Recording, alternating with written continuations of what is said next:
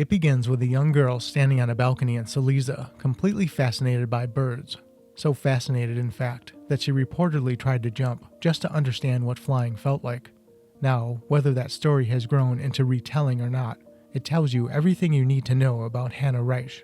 Because from the very beginning, she wasn't just interested in flight, she was drawn to it completely. Most stories have another side. This one's just a little stranger.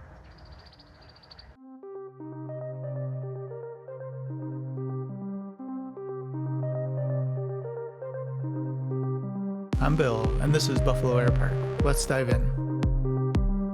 Hanna Reitsch didn't set out to become a test pilot. Originally, she wanted to be a missionary doctor in Africa, a goal that sounds more like the start of a quiet, noble life. But aviation had other plans.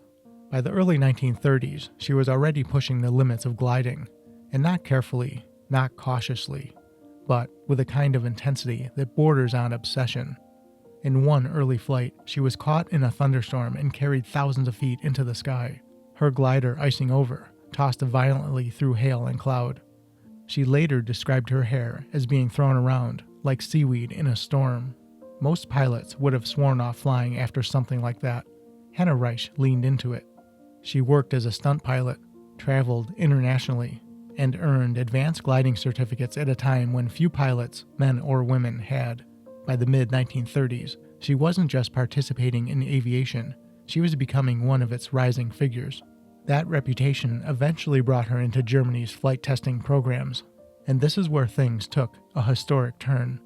In 1938, she became the first woman to fly a fully controllable helicopter, the Flak-Actualist Fa-61. Not outdoors, but indoors, inside the massive Deutschlandhalle in Berlin. Picture that for a second. A fragile early helicopter hovering inside an enclosed arena in front of a crowd. She later described the experience as intoxicating, as if humanity had finally stolen something long reserved for birds. But as the war approached, her role changed. She became one of Germany's most prominent test pilots, evaluating aircraft and systems that were often experimental and sometimes extremely dangerous. At one point, she participated in tests involving cable-cutting devices meant to counter barrage balloons, flights that required deliberate contact with steel cables in midair. And then there was the Messerschmitt 163 Komet, a rocket-powered interceptor capable of extraordinary speed, but powered by volatile fuels that made it one of the most hazardous aircraft ever flown. On one test flight, a malfunction during takeoff led to a violent crash. She suffered severe head injuries, facial trauma, and a long recovery. According to later accounts, she managed to record her observations before losing consciousness. Even in that moment, the test came first. Up to this point, Hanna Reitsch's story could be told as one of skill, determination, and raw courage. But there's another side to it, and it's one that can't be separated from the rest. Reitsch was deeply loyal to Nazi Germany, not just professionally, but personally and ideologically. She believed in the regime, and by her own statements later in life, she never fully turned away from that belief. There are accounts of her dismissing reports of atrocities as propaganda and accepting reassurances from high-ranking officials without question. She even supported and volunteered for plans involving manned suicide missions using modified weapons. To her, these weren't acts of desperation.